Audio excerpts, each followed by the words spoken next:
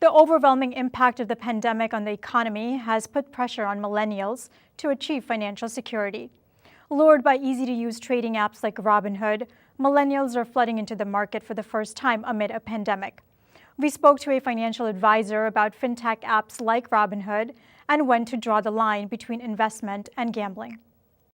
Chris, thank you for joining us today. During this pandemic, a lot of the millennials have started investing and trading on apps like Robinhood. What are your thoughts on that, and share some advice? So I think this is one of the greatest and most exciting changes to the financial services industry that I've seen in decades. I think it comes with some dangers, right? So as with anything, but I'm so glad that millennials and young people in general are being motivated now that it's kind of fun and exciting and it's easy to start that investing process, right? And the idea of a Robinhood is to make it simple.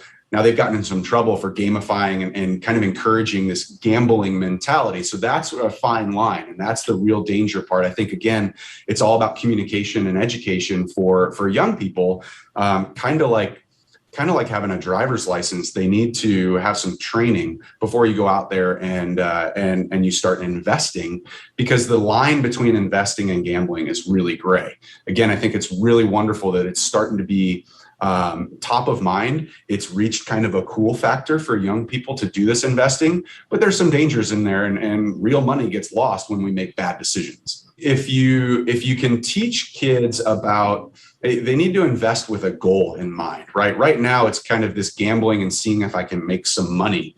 But if we have a real goal in mind, we'll start to think pretty critically about, well, what's the amount of risk I'm willing to take here? So talking to kids about retirement savings, talking to kids about saving and growing to be able to invest in a house 10 or 15 years down the road, right? So I think in those high school years, that kind of middle of high school, is when I see kids generally really start to latch on to, what do I do about credit cards? What do I do about investing? How do I invest? Should I be in stocks? What are stocks, right? So all those questions start to pop up.